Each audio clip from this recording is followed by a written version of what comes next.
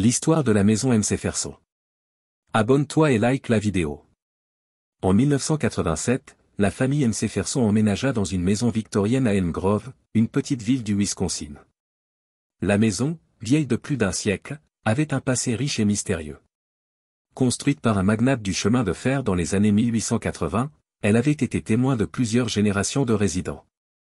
Cependant, certains habitants de la ville racontaient que la maison était maudite, ayant été le théâtre de nombreuses tragédies au fil des ans.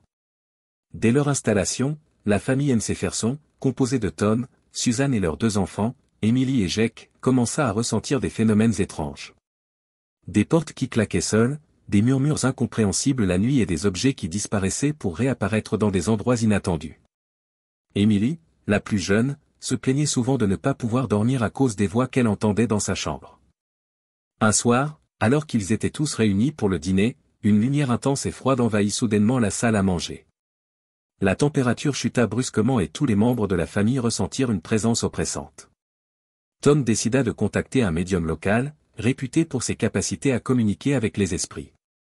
Le médium, une femme nommée Claire, arriva quelques jours plus tard et commença immédiatement à ressentir une énergie négative intense dans la maison. En explorant les différentes pièces, elle s'arrêta soudainement dans le grenier, déclarant que c'était l'épicentre de l'activité paranormale. Claire révéla que la maison abritait l'esprit tourmenté d'une jeune femme nommée Margaret, qui avait été assassinée dans le grenier il y a plus de 50 ans.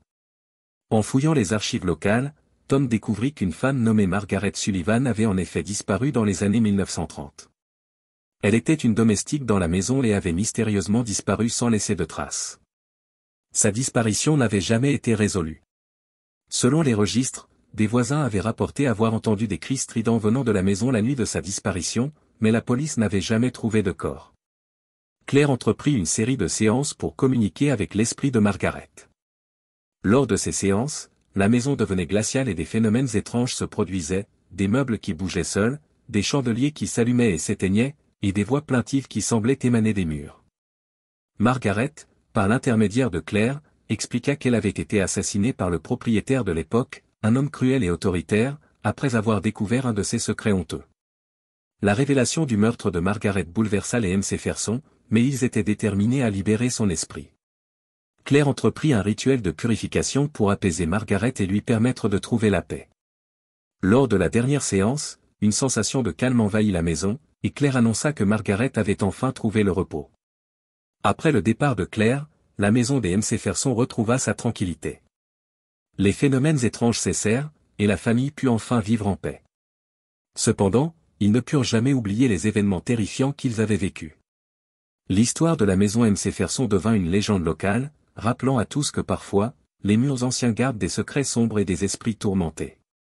Cette affaire illustre non seulement la persistance des phénomènes paranormaux dans certains lieux, mais aussi l'importance de résoudre les injustices du passé pour apaiser les esprits tourmentés. Pour les MC Ferson, leur expérience servit de leçon sur le pouvoir des secrets non résolus et la capacité de l'esprit humain à ressentir et interagir avec le monde au-delà du voile de la mort.